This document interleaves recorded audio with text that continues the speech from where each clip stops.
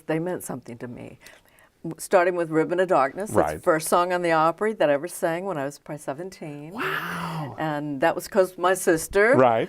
In the collective memory of popular music, certain images are frozen in time. For Crystal Gayle, that image is one of almost mythic proportion. A woman standing in a spotlight, her face a study in serene beauty, and spilling out behind her like a river of black ink. A cascade of hair so long it seemed to defy physics, brushing the backs of her knees. It was her trademark, her defining feature, the subject of endless fascination and 1,000 magazine articles. In the 1970s and 80s, when she dominated the charts with smoldering country pop crossovers like Don't It Make My Brown Eyes Blue, Talking in Your Sleep, and Half the Way, Crystal Gayle wasn't just a singer with a haunting velvet voice. She was an iconography. She was the hair. So it's understandable that when her name surfaces today, the mind instantly conjures that specific, decades-old vision. The Gasp, the title promises, plays on the assumption that time must have ravaged that iconic look, that the hair must be shorn or silver, the face lined, the ethereal figure diminished. We are conditioned, after all, to witness the sometimes cruel metamorphosis of stardom. The reality, however, is not a gasp of shock, but one of profound admiration. To see Crystal Gayle now is to witness a masterclass in graceful, authentic aging, a redefinition of what enduring beauty and talent can look like. To understand the woman she became, one must start with the girl she was. Born Brenda Gayle Gatsamos in 1951 in Paintsville, Kentucky, and raised in Wabash, Indiana, she was the youngest of 8 children in a family steeped in music. Her older sister was none other than Loretta Lynn, already a stratospheric country star by the time Brenda was a teenager.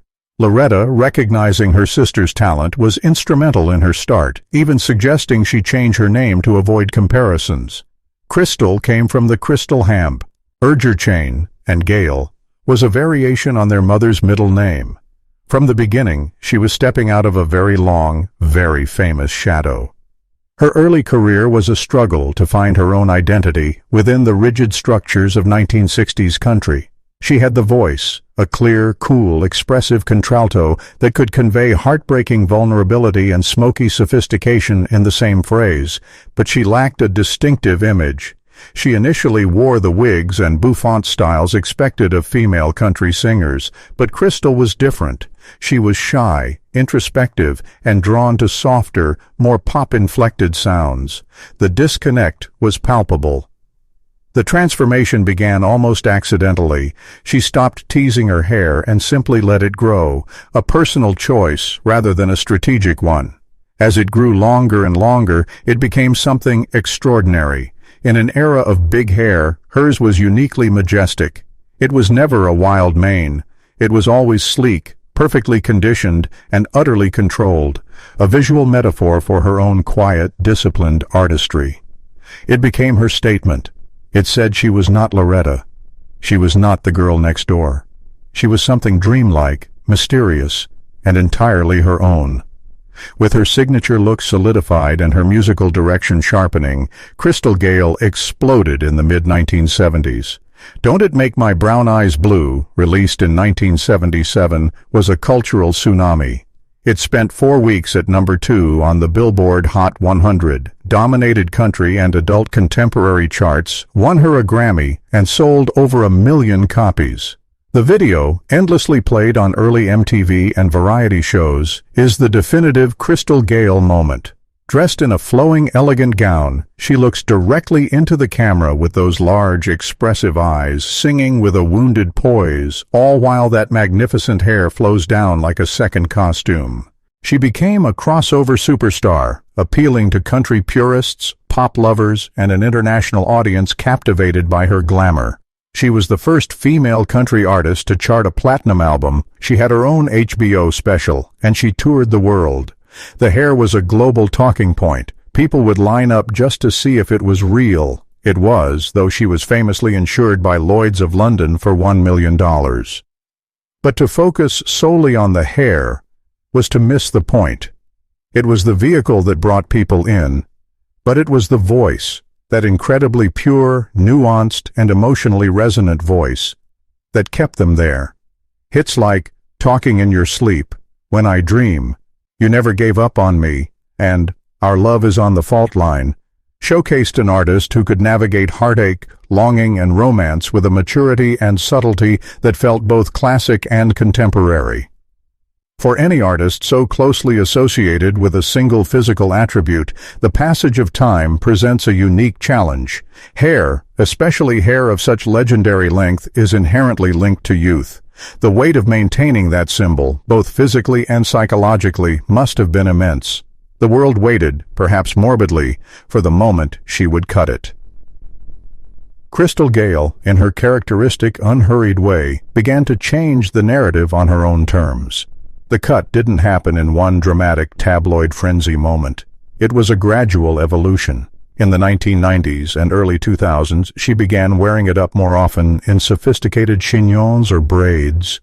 Then she slowly began to trim it. The river became a stream, then an elegant cascade stopping at her mid-back, then her shoulders.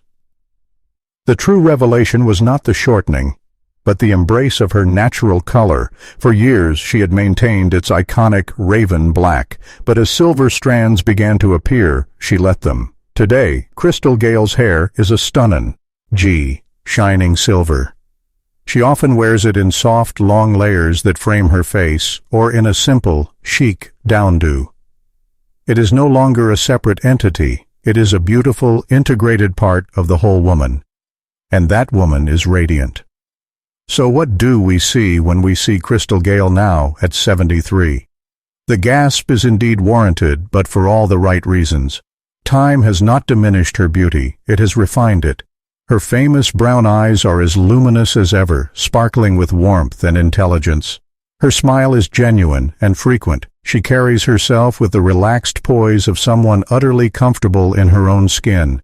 She dresses elegantly, often in black, with signature bohemian touches like flowing sleeves or intricate embroidery, but never tries to recapture the style of her 30s. She looks modern, authentic, and stunning. The silver hair isn't a surrender to age. It's a crown. It complements her complexion and gives her an air of wisdom and serenity that dark hair never could. She looks, in a word, free. Perhaps the most miraculous element of all. While many singers' voices fray or diminish with time, Crystal Gayle's instrument remains remarkably intact. It has deepened slightly, gaining a richer, more textured patina, like well-aged mahogany compared to its original polished ebony. The clarity, the control, the breathy intimacy are all still there. In recent performances, whether singing her classics or new material, she can still hold a note with heartbreaking purity and navigate complex melodies without strain. The voice that sold millions is not a memory. It's a living, enduring talent she continues to share. Crystal Gayle has always been fiercely private, prioritizing family. She has been married to her husband, Bill Gatsimos, since 1971, a remarkable feat in the turbulent world of entertainment. They have 2 children and several grandchildren. Her life in Nashville appears centered, balanced, and happy. She still performs selectively, often with her siblings in the Crystal Gayle The Gatlins show, or at curated events that celebrate the legacy of classic country. She is an artist who successfully navigated the treacherous waters of fame on her own terms. She never courted scandal. She never chased fleeting trends. She evolved from a country ingenue to a global pop star, to a revered elder stateswoman of music, all while maintaining her core identity. A shy Kentucky girl with a God-given gift and a fierce, quiet determination. The instinct to gasp at the sight of an older star is rooted in a cultural obsession with arresting time, with preserving the exact image of a performer's peak commercial moment. We are often disappointed, even unfairly critical, when they show the natural marks of living. Crystal Gayle challenges this narrative completely. She did not cling desperately to her defining symbol. She transformed it, allowing it to evolve as she did. In doing so, she taught a powerful lesson. Identity is not static. The hair was never who she was. It was an expression of who she was at the time. Who she is now is a woman of substance, grace, and continued artistry. The silver hair is not a replacement trademark. It is simply her hair, beautiful and real. When you see her now, you are not looking at a faded copy of a 1977 album cover.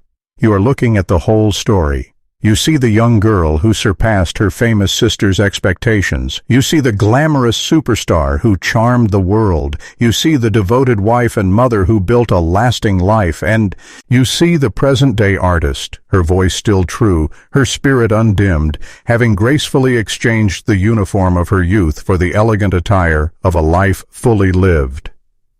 The real Gasp, then, is one of awe. Awe at the consistency of her talent. Awe at the dignity of her path. Awe at the fact that in a world obsessed with the next new thing, the enduring beauty of a genuine artist, one who aged not just with grace, but with style and purpose, can be so profoundly moving. Remember Crystal Gayle? How could we forget? And seeing her now only deepens our appreciation, proving that some legends don't fade, they simply evolve into a different, equally beautiful kind of classic.